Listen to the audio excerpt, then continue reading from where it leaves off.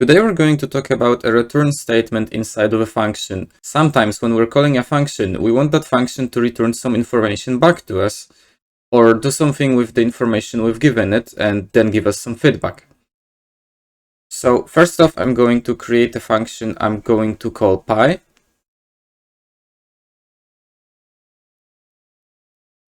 And I'm going to allow it to take in a parameter called num. So now inside of the function, I'm going to take our parameter num and I'm going to multiply it by 3.14. And our function is ready now. So let's call it. I'm going to pass on a value of 10.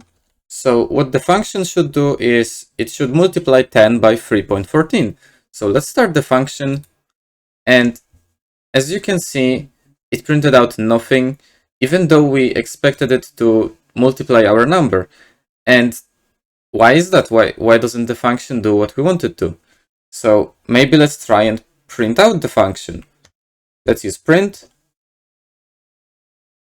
And then inside of the print, maybe let's try and call the function.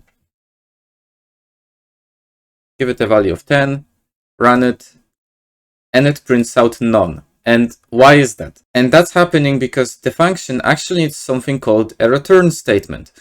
A return statement basically tells the function that there's something you wanted to give back to the user, or, well, to the code after the function's done. So to do that, let's add the return statement over here. And now our function is going to return number times 3.14. So let's try and run the function now. As you can see, it prints out our number.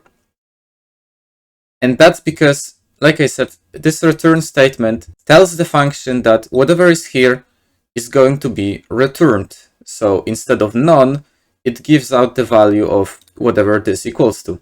One thing to remember though is that after the return statement, anything else you will write after that is not going to be printed out. It's not going to be used by the program, because after the return statement, it immediately returns.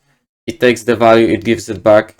It doesn't care whatever you put after that. So if I put anything, for example, print hello, it's simply not going to work. This line is never going to be accessed by the program. So if you have anything you want to put in your function, you have to put it before the return statement, because nothing after the return statement is going to work. What you can also do is you can put the result of the function inside of a variable. So let's call it result.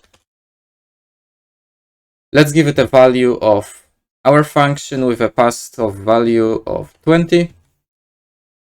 And then let's print out our result.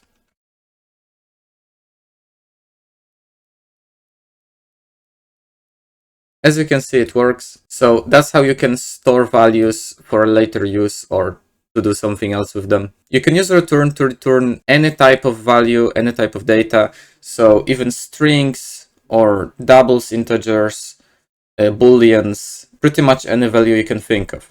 So we could even return, for example, a string. Let's say hello world.